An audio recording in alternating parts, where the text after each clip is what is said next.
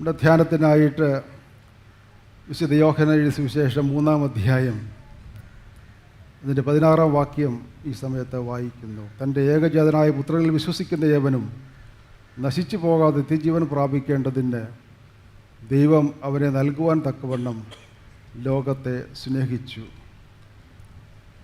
ഇന്ന് സഭയായിട്ട് തൃത്വ ഞായറായിട്ട് കൊണ്ടാടുകയാണ്. ത്രിയേക ദൈവത്തിലൂടെ വെളിപ്പെട്ടതായ ആ ദൈവ സ്നേഹത്തിൻ്റെ മാഹാത്മ്യം കൂടുതലായിട്ട് മനസ്സിലാക്കാനുള്ള ഒരവസരമായിട്ടാണ് അത് നാം കാണുന്നത്. സഭയെ സംബന്ധിച്ച് തൃത്വ ഉപദേശം വളരെ ശ്രദ്ധേയമാണ്. പിതാവ് പുത്ര പരിശുദ്ധാത്മാവ് എന്ന ത്രിയേക ദൈവത്തിലുള്ള വിശ്വാസം, ഇത് കാത്തു സൂക്ഷിച്ച് മുന്നോട്ട് പോകുവാനായിട്ട് നാം വളരെ ശ്രദ്ധയോടുകൂടെ പരിശ്രമിക്കുമ്പോൾ ഇതെന്താണ് എന്നുള്ള ചോദ്യം പലപ്പോഴും നമ്മുടെ മനസ്സിൽ ഉയരാറുണ്ട്. ദൈവം ഒരുവനാണ്, എന്നാൽ 3 രൂപത്തിൽ എങ്ങനെ അത് കാണാൻ സാധിക്കും, മനസ്സിലാക്കാൻ സാധിക്കും? അതുകൊണ്ട് ഇന്ന് തൃത്വ ഞായറായിട്ട് കൊണ്ടാടുമ്പോൾ ഈ ദൈവത്തിൻ്റെ ഉണ്മ എന്ത് എന്ന് മനസ്സിലാക്കുവാനും അല്പമെങ്കിലും അത് നമ്മുടെ ബോധത്തിൻ്റെ കണ്ണുകളിലൂടെ ദർശിപ്പാനും ഇടയാകുന്ന ഒരവസരമായി മാറണം എന്നുള്ളതാണ് നമ്മുടെ താല്പര്യം. ഭാരത സംസ്കാരത്തിൽ പ്രത്യേകിച്ച് ബ്രഹ്മ വിഷ്ണു മഹേശ്വർ എന്നുള്ളതായ ആ ഒരു ചിന്ത, 3 ദൈവങ്ങൾ ഒരുമിച്ച് സൃഷ്ടി സ്ഥിതി സംഹാരം അതിൻ്റെ പ്രവർത്തനം നിർവഹിക്കുന്നു എന്നുള്ളതായ ചിന്ത നമ്മുടെ മനസ്സിൽ പലപ്പോഴും വരാറുണ്ട്. ക്രൈസ്തവ വിശ്വാസത്തിൽ പിതാവായ ദൈവം, പുത്രനായ ദൈവം, പരിശുദ്ധാത്മാവ് ദൈവം, അവിടെ സൃഷ്ടി, വീണ്ടെടുപ്പ്, പുതുക്കം, അതിൻ്റെ സാധ്യതയാണ് നമ്മൾ കാണുന്നത്. സൃഷ്ടാവായ ദൈവം, മനുഷ്യജാതിയെ വീണ്ടെടുക്കുന്നതായ ദൈവം, പുതിയ ജീവൻ നൽകി പുതിയ അനുഭവത്തിലേക്ക് നയിക്കുന്നതായ ശക്തിയായിട്ട് പരിശുദ്ധാത്മാവ് നമ്മുടെ മുന്നിലുണ്ട് എന്ന് നാം കാണുന്നുണ്ട്. അതുകൊണ്ട് ഒരു സംഹാര താണ്ഡവത്തിലൂടെ സകലയും നശിപ്പിക്കുന്ന ഒരു ദൈവ സങ്കല്പമല്ല, പിന്നെയോ തൻ്റെ സ്വന്തം ജീവൻ നൽകി വീണ്ടെടുക്കുന്നതായ ദൈവത്തിൻ്റെ ഇടപെടലാണ്. ഈ വീണ്ടെടുത്തതായ സൃഷ്ടിയെ പുനഃസൃഷ്ടി ചെയ്ത് മുന്നോട്ട് നയിക്കുന്നതായ ദൈവാത്മാവിൻ്റെ ഇടപെടലാണ് എന്ന് വ്യക്തമായിട്ട് നാം മനസ്സിലാക്കുന്നുണ്ട്. ഈ തൃത്വ ഉപദേശത്തെ വെളിപ്പെടുത്തി തന്നതായ മുഖാന്തരങ്ങൾ വേദപുസ്തകങ്ങളിൽ ധാരാളം നമ്മൾ കാണുന്നുണ്ട്. ഇവിടെ യേശു ക്രിസ്തുവിൻ്റെ യോഹന്നാൻ സ്നാപകനോട് ചേർന്ന് പ്രവർത്തിക്കുന്ന സാഹചര്യത്തിൽ യോഹന്നാൻ സ്നാനം ഏൽക്കുവാൻ വരുന്നതായ സന്ദർഭത്തിൽ പിതാവിൻ്റെ ശബ്ദം അവിടെ ഉണ്ടാകുന്നു. ഇവൻ എൻ്റെ പ്രിയപുത്രൻ, ഇവനിൽ ഞാൻ പ്രസാദിച്ചിരിക്കുന്നത് പറയുന്നതായ ദൈവിക ശബ്ദം അവിടെ കേൾക്കുന്നുണ്ട്. ആത്മാവ് പ്രാവ് പോലെ ഇറങ്ങി അവൻ്റെ മേൽ ആവസിച്ചു എന്ന് കാണുന്നുണ്ട്. തൃത്വത്തിൻ്റെ ഒരു പ്രത്യേക വെളിപ്പെടുത്തൽ അവിടെ നമ്മൾ കാണുന്നുണ്ട്. പിതാവ്, ഈ പുത്രൻ ആര് എന്ന് പിതാവ് പറയുന്നതായ സാഹചര്യം പരിശുദ്ധാത്മാവിൻ്റെ ആവാസത്തിലൂടെ അത് മനസ്സിലാക്കുന്നതായ ആ ഒരു അവസ്ഥ. അതുകൊണ്ട് വേദപുസ്തകത്തിൽ വളരെ ശ്രദ്ധേയമായിട്ട് നമുക്ക് കാണുന്ന ഒരു ചിന്ത, പിതാവ് പുത്രനെ വെളിപ്പെടുത്തുന്നു, പുത്രൻ പിതാവിനെയും പരിശുദ്ധാത്മാവിനെയും വെളിപ്പെടുത്തി നമുക്ക് കാട്ടിത്തരുന്നു. പരിശുദ്ധാത്മാവ് പിതാവിൻ്റെയും പുത്രൻ്റെയും പ്രവർത്തനത്തെ തുടർന്ന് മുന്നോട്ട് നയിപ്പാനായിട്ട് ലോകത്തിൽ ആവസിച്ച് നമ്മെ ശക്തീകരിക്കുന്നു.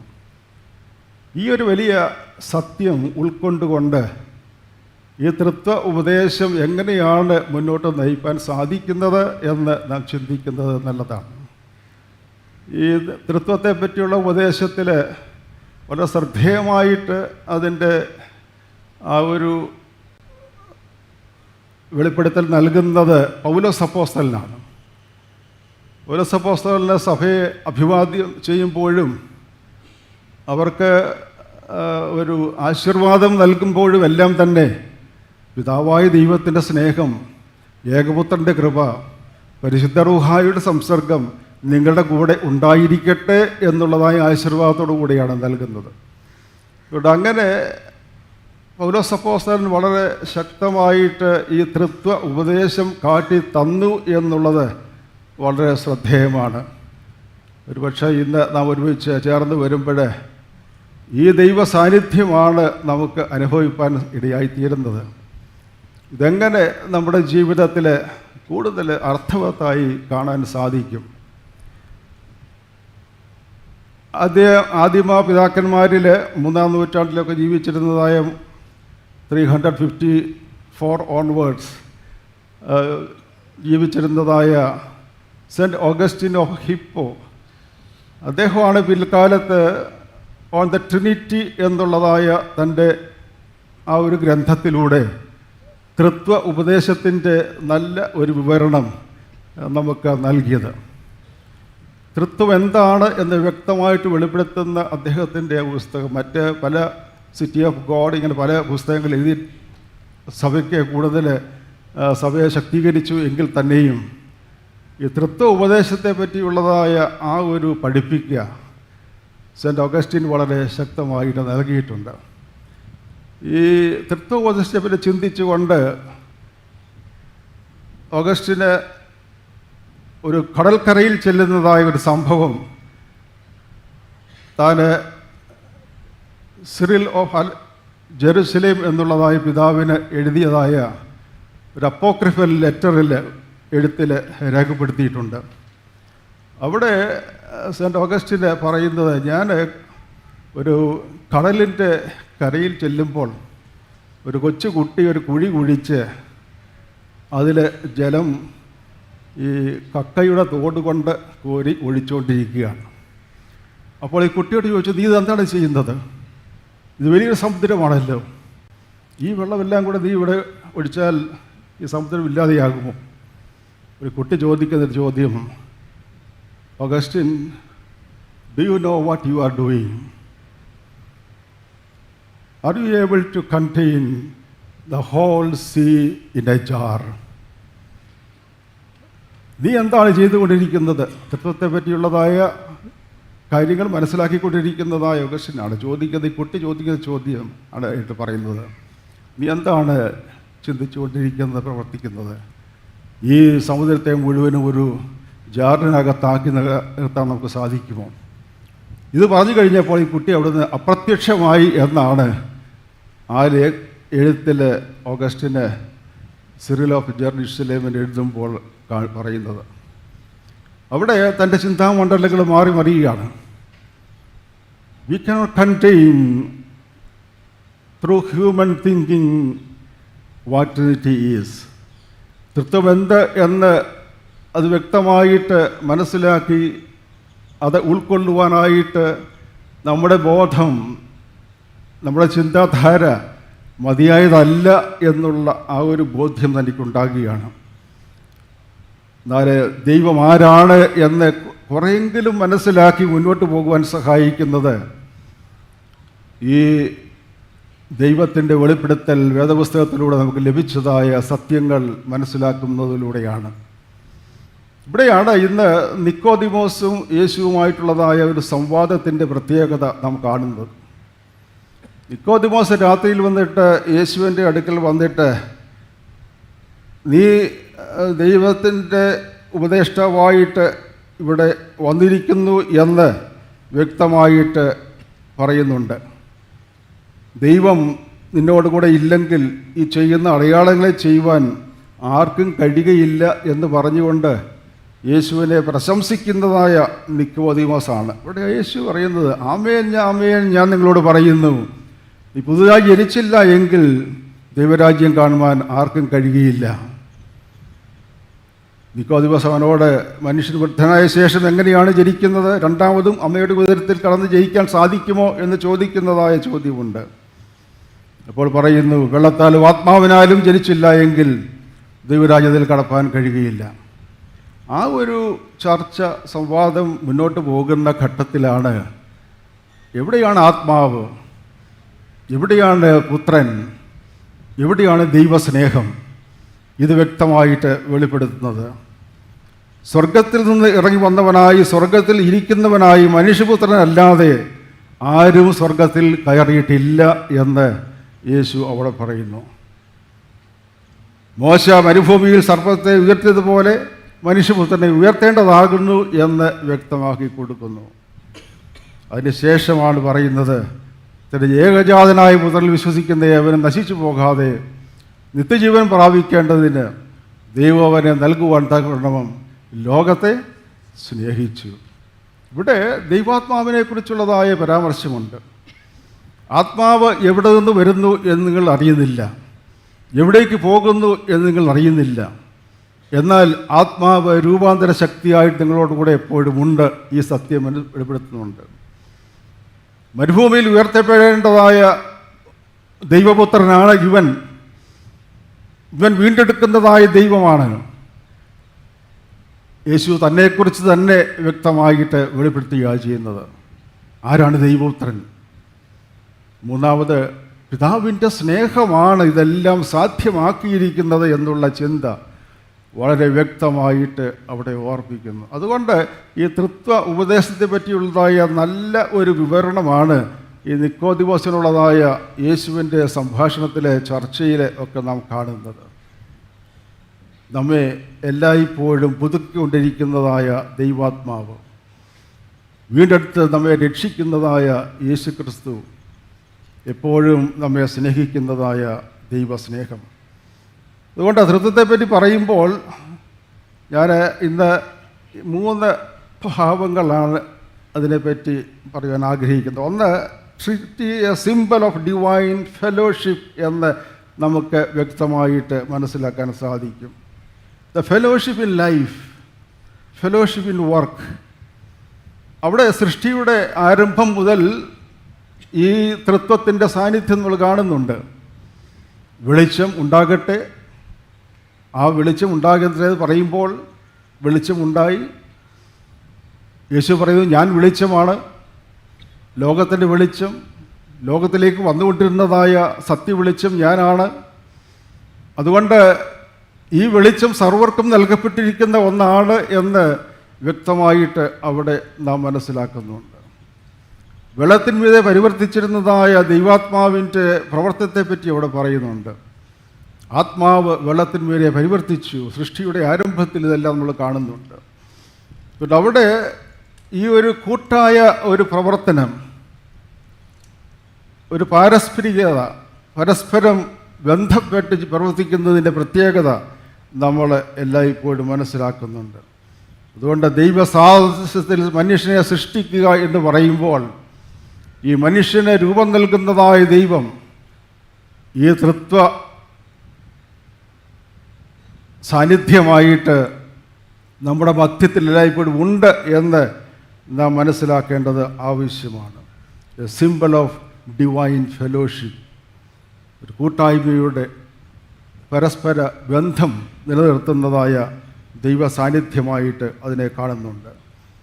രണ്ടാമത്, Trinity as A symbol of love sharing എന്ന് നാം കാണുന്നുണ്ട്. സ്നേഹം അത് പങ്കിടുന്നതായ, പകരപ്പെടുന്നതായ ദൈവത്തിൻ്റെ സാന്നിധ്യമായിട്ട്, പ്രവർത്തനമായിട്ട് അതിനെ കാണുന്നുണ്ട്. The love of God the Father, the grace of the only begotten Son and the communion, the abiding presence of the Holy Spirit. ഇത് പറയുമ്പോൾ ഈ സ്നേഹമാണ് ഒരുമിച്ച് പ്രവർത്തിപ്പാനായിട്ട് ഇടയായി തീരുന്നത്. ഇതാണ് യേശു ക്രിസ്തു പറയുന്നത്, എൻ്റെ പിതാവ് തൻ്റെ ഏകജാതനായ പുത്രനിൽ വിശ്വസിക്കുന്ന ഏവനും നശിച്ചു പോകാതെ നിത്യജീവൻ പ്രാപിക്കേണ്ടതിന് ദൈവനെ നൽകുവാൻ തക്കവണ്ണം ലോകത്തെ സ്നേഹിച്ചു എന്നുള്ളത്. ദൈവം സൃഷ്ടിയെ സ്നേഹിച്ചു. ദൈവം മനുഷ്യനെ സ്നേഹിച്ചു, ദൈവം ലോകത്തെ സ്നേഹിക്കുന്നു. ഈ സ്നേഹം നിലനിൽക്കുവാനായിട്ട് ദൈവം എല്ലായ്പ്പോഴും പ്രവർത്തന നിരതനായി നമ്മുടെ മധ്യത്തിൽ ഉണ്ട് എന്ന് നാം വ്യക്തമായിട്ട് കാണുന്നുണ്ട്. അതുകൊണ്ട് സ്നേഹത്തിലൂടെ ഇടപെടുന്നതായ ദൈവം ഓരോ ജീവിതവും ഓരോ പ്രവർത്തനവും ഈ ദൈവിക പദ്ധതിയിൽ ആയിത്തീരണം എന്ന് താല്പര്യപ്പെട്ടിട്ടുണ്ട്. നാം ഒരുമിച്ച് ചേർന്ന് വന്ന് ഈ സെൻറ്റ് പോൾസ് ദേവാലയത്തിൻ്റെ പുനഃപ്രതിഷ്ഠ നിർവഹിക്കുന്ന ഈ വേളയിൽ ഈ ദൈവസ്നേഹത്തിൻ്റെ വെളിപ്പെടുത്തലാണ് നാം അനുഭവിക്കുന്നത് എന്ന് വ്യക്തമായിട്ട് നാം മനസ്സിലാക്കേണ്ടതായിട്ടുണ്ട്. പരസ്പരം സ്നേഹിക്കുവാനും കരുതുവാനും ഇടയാകുന്ന ഒരു സമൂഹമായിട്ട് നാം എല്ലായ്പ്പോഴും ആയിത്തീരണം എന്ന് നാം ഓർക്കേണ്ടതായിട്ടുണ്ട്. Trinity a symbol of love sharing എന്ന് നാം മനസ്സിലാക്കുന്നു.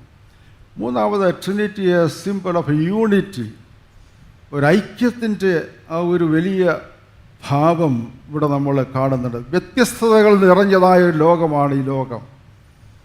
എന്നാൽ ഈ വ്യത്യസ്തതകൾ നിറയുമ്പോൾ തന്നെ അവിടെ ഒരുമിച്ച് പ്രവർത്തിക്കാൻ സാധിക്കുന്നതായ ഒരുമയുടെ ഒരാത്മാവ്, ഒരു പ്രവർത്തനം ഇവിടെ നമ്മൾ കാണുന്നുണ്ട്. പലപ്പോഴും യൂണിഫോമിറ്റി അല്ലെങ്കിൽ ഹോമോജിനിറ്റി, ഹൈബ്രിഡിറ്റി ഇതൊക്കെ പറഞ്ഞിട്ട് പല രീതിയിൽ വ്യത്യസ്തതകൾ നിലനിർത്തുവാനുള്ളതായ പരിശ്രമം നടക്കുന്ന ഒരു സാഹചര്യത്തിൽ ഈ വ്യത്യസ്തതകളുടെ മധ്യത്തിൽ തന്നെയും അവിടെ ഒരു ഐക്യമുണ്ട്, ഒരു പ്രത്യേകതയുണ്ട് എന്ന് നമുക്ക് മനസ്സിലാക്കുവാൻ സാധിക്കണം. അതുകൊണ്ട് ഡൈവേഴ്സിറ്റി എന്നുള്ളത് യാഥാർത്ഥ്യമാണ്. ഒരു മനുഷ്യൻ മറ്റ് മനുഷ്യനെ പോലെയല്ല, ഒരു വ്യക്തിയുടെ ചിന്ത മറ്റൊരു വ്യക്തിയുടെ ചിന്ത പോലെയല്ല. ഞാൻ പറയുന്നത് പോലെ എല്ലാവരും പറയണം, ഞാൻ ചെയ്യുന്നത് പോലെ എല്ലാവരും ആയിരിക്കണമെന്ന് പറയാൻ സാധ്യമല്ല. മനുഷ്യൻ വ്യത്യസ്തനാണ് എന്ന് നാം വ്യക്തമായിട്ട് നാം അറിയുന്നുണ്ട്.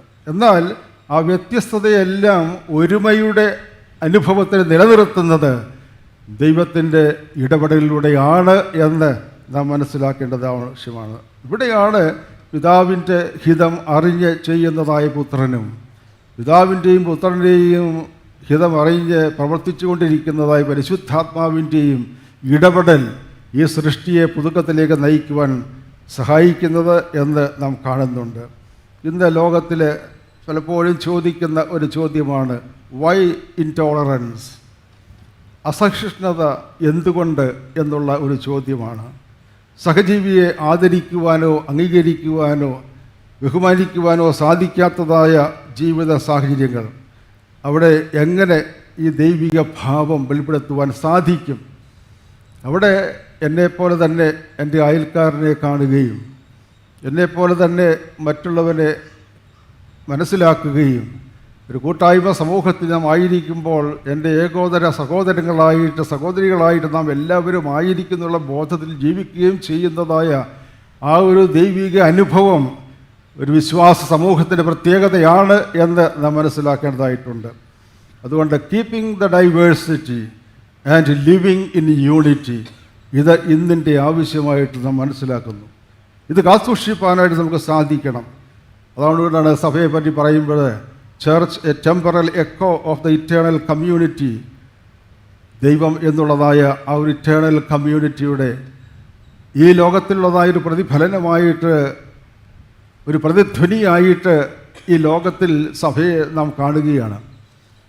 ഒരു ഭവനമെടുക്കുമ്പോൾ പിതാവ്, മാതാവ്, കുഞ്ഞ് എങ്ങനെയാണ് ഒരുമിച്ച് ജീവിക്കുന്നത്? അവിടെ പിതാവിനൊരു പ്രത്യേകതയുണ്ട്, മാതാവിൻ്റെ പ്രത്യേകതയുണ്ട്, മകന് അല്ലെങ്കിൽ മകൾക്ക് ഒരു പ്രത്യേകതയുണ്ട്.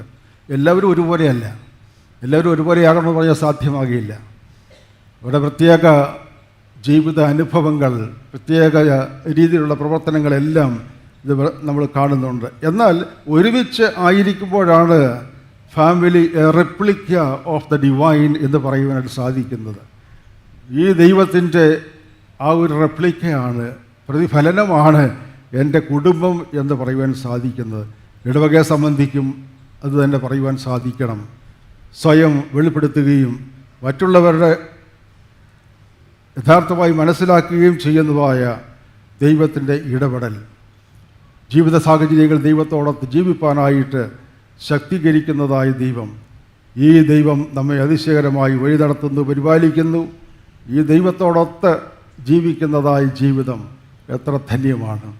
അതുകൊണ്ട് പിതാവായ ദൈവത്തിൻ്റെ സ്നേഹം, ഏകപുത്രൻ്റെ കൃപ, പരിശുദ്ധ റൂഹായുടെ സംസർഗം, സഹവാസം ഇതനുഭവിച്ചുകൊണ്ട് വിശ്വാസ സമൂഹം മുന്നോട്ട് ജീവിതത്തെ നയിക്കുമ്പോൾ എൻ്റെ ദൈവമേ എന്ന് പറയുമ്പോൾ ഇതെല്ലാം ഇതിലുണ്ട് എന്നുള്ളതായ ബോധം നമുക്കാവശ്യമാണ്. ഒന്നിനോട് ചേർന്ന് ഒന്നിനെ വെളിപ്പെടുത്തുന്നതായ, ഒന്നിലൂടെ ഈ സ്നേഹത്തിൻ്റെ